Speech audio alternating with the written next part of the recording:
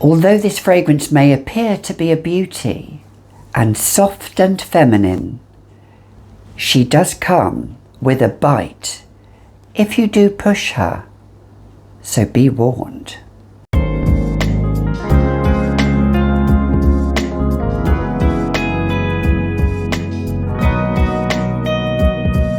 Hi, I'm Gabby and welcome back to another edition of The Fragrantician, where here on this channel we only discuss fragrances.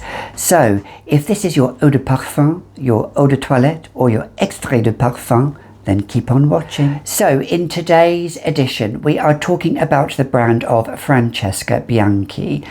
And what can I say about this beautiful, alluring lady that deems herself to be oh so pretty and coy, but I bet underneath, yes Francesca, if you're watching this, I bet underneath you, well, you do have a dark side. I mean, one of your fragrances is called The Dark Side, but we're not talking about that, no.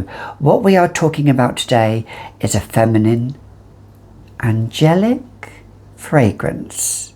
So the beauty we are talking about today is Angel's Dust, which is this little extrait de parfum, and it's a 30 ml. Yes, I have a full bottle now, and believe you me, I am wearing this to death because it's becoming, with certain fragrances, they can evoke feelings, and this fragrance is again one of those that evokes a feeling about them.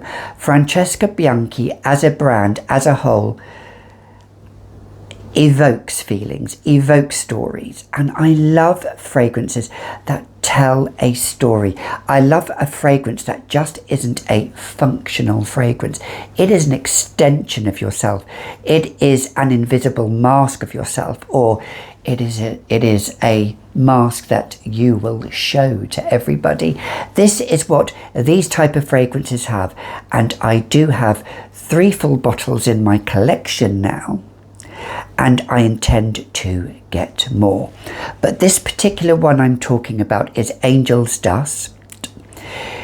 I'll go through the notes with you. So we have black pepper and mimosa, rose and iris, musk, sandalwood, tolu balsam, benjoin and vanilla. So unlike Francesca's other fragrances, which can contain castoreum or civet, this doesn't. It doesn't have those animalic facets. However, the musk and the black pepper is what makes this fragrance a little bit more edgy than just a normal mimosa, iris, vanilla fragrance.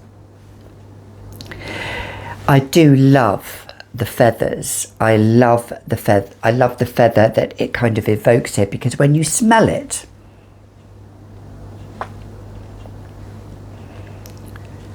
you smell that powdery, that sweet powderiness that comes through. And the rose is there, and the rose is delicate. The rose is like a soft, it's like when you're running your hand over the petal and it's blooming. You've had the roses a couple of days and the smell is coming through, and it's not at that decaying moment yet, but in another day, it will probably start to decay. So that's how I would describe the rose in this. This scent, I have to say, when I wear this, it reminds me of 2 different sorts of scenarios. The rose in this and the powderiness and the iris, which is a buttery iris in this, it's not harsh in any way at all. It reminds me of feathers in a boudoir room with powder, and it has that feeling of women dancing the can-can. The black pepper and the musk in this, and the balsam, that it's very balsamic. It It is the sharper side to it. It is, you've pushed me, now I've gone too far. It is the psychotic ballerina. It reminds me of a ballerina that is just completely, slightly psychotic, ever so slightly. If you've seen the film Black Swan, this is what conjures up in my mind. Natalie Portman on the verge of madness, edging into madness. That's what I love about this. I'm going to spray a little bit on now. Let me show you. I don't know if you saw that, but the psht on this spray, oh yes, I don't even have to hold my hand to my nose, because this fragrance, it opens up with that powderiness, but the black pepper comes in and the musk is ever so slightly dirty in this as well. Ever so slightly. It gives it an edgy side to it. It is actually very edgy. Absolutely beautiful, but it isn't for everybody. Now, in the Francesca Bianchi line, Under My Skin, Sticky Fingers, they all seem, Sex and the Sea, they all seem to be talked about. Those fragrances are talked about. The dark side, whereas certain other fragrances, such as this fragrance, is talked about, but it's not, in my opinion, as revered as the others, and it should be. When I first smelt this, I wasn't sure if I liked it. It was one of those fragrances.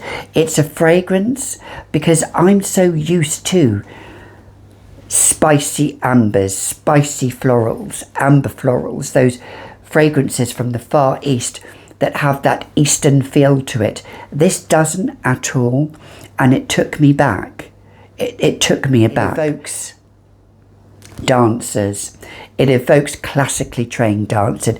It evokes days in Montmartre in Paris, and those days, those hedonistic days, showgirl dancing, and bringing back memories to those dressing rooms, to those lipstick, powder and paint, to almost erotic feel to it.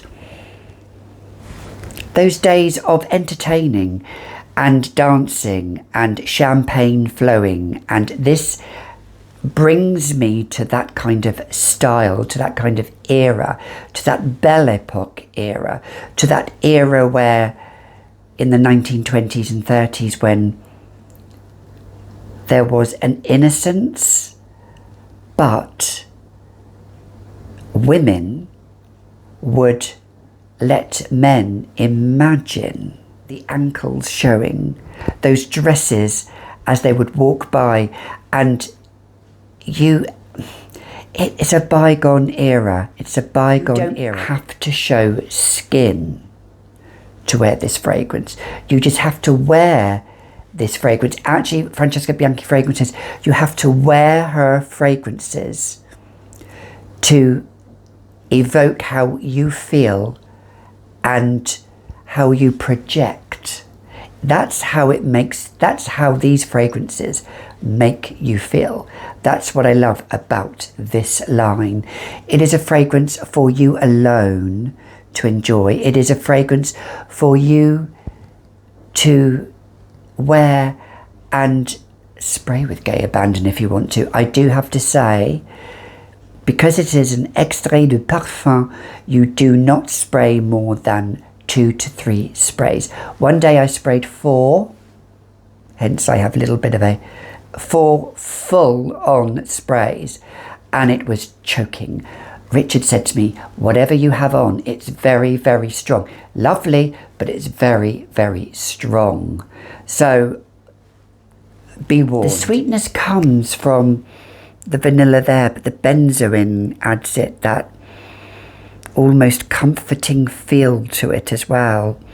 I do love that. And but it's the balsamic notes in there with the black pepper and musk, and The mimosa and the iris have that feel to it, powdery feel, but it's not melancholic, because iris I feel can be quite a melancholic note in some fragrances. This is like a fragrance that's soft and billowy and powdery sweet with a slight gourmand feel, but again it's that pillow that soft and it hits you in the face. This, I will say, is for you. If you are like me and you're slightly exotic and erotic and neurotic, then Angel's Dust may well fit the bill. Until next time, you've been watching another edition of The Fragrantician. Always spray with gay abandon, or spray at your peril, and I'll see you in the next video. Bye for now.